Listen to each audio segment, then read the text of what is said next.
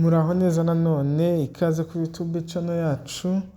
Muri aka kanya tugiye kuganira ku mpamvu abagore batwite bagira amaguru abyimbye ndetse n'icyo umubyeyi utwite yakora kugira ngo abashe koroherwa cyangwa se kugabanya ubwo bubyimbe bw'ayo maguru. Ni kumwe rero na Dr Gasangwa Patrick nkomeza kubakangurira gukora subscription kuri YouTube channel yacu kugira ngo mukomeze kujya mubona video zitandukanye tuzakomeza kujya tubashyiriraho ku gihe. Rero mu by'ukuri abagore batwite rimwe na rimwe usanga babyimba ibirenge cyane cyane mu gihembwe cya nyuma.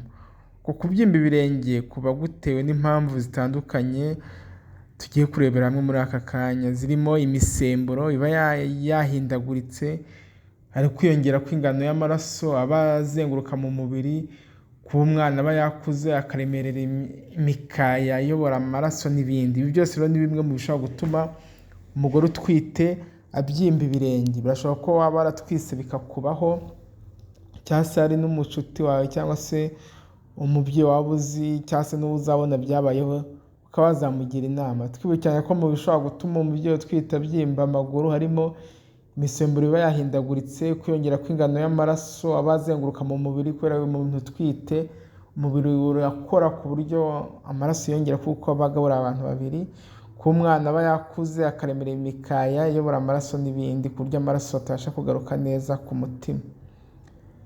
Rero nyine nubwo ababyeyi bose batabyimba ibirenge, abo bibaho bashobora kubyivura cyangwa kwiyohereza kubyorohereza cyangwa se kubyoroshya mu buryo bukurikira. Icya mbere buriya wowe mubyeyi utwite gerageza kunywa amazi ahagije. Byibura ku munsi umubyeyi utwite aba agomba kunywa litiro n'igice y'amazi cyangwa se ebyiri. Gusa ushobora kunywa ibindi bintu byoroshye nabyo byagufasha, kunywa nk'amasupu y'imboga, imitobe y'imbuto, amata n'ibindi. Ibi byose rero byagufasha. Icya kabiri, kwirinda ibiribwa birimo umunyu mwinshi. Mu gihe utetse umunyu jya wirinda gushyiramo mwinshi, kandi n'ibiryo bigurwa bikoranye imyunyu ubyirinde. Bya biryo bigurwa barashyizemo imyunyu kugira ngo bibikwe igihe kirekire, si byiza ku mugore utwite kuko bizakongerera ibyago byo kuba wagira cyangwa se wabyimba ibirenge ndetse no kuba wagira umuvuduko ukabije w'amaraso. Ikindi ugomba gukora nk'umubyeyi utwite, kwirinda imyambaro ituma ibirenge birushaho kubyimba, nk'amapantaro afashe amaguru cyane kuko atuma amaraso adatembera neza. Birumvikana muri ino minsi abagore batwite basigaye bambara amakora, ariko ari amakora si meza kuko mu gihe inda yakuze si byiza kuko bizatuma amaraso adatembera neza. Ni byiza kandi kwambara inkweto ziciye bugufi kandi zoroshye. Ibi byose bizagufasha kugabanya kuba amaguru yawe yabyimba. Ikindi, kwirinda kwicara no guhagarara umwanya munini. Mu gihe ubyimba ibirenge utwite jya uzirikana ko kwicara umwanya munini no guhagarara cyane nabyo bituma urushaho kubyimba ibirenge.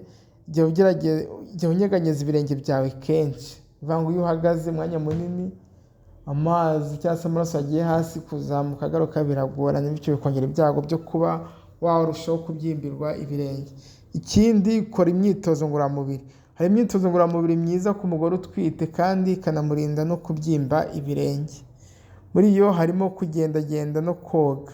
Ibi bituma amaraso atembera neza ku buryo bworoshye. Umva ko ari byiza. Ikindi, kwegura isaso.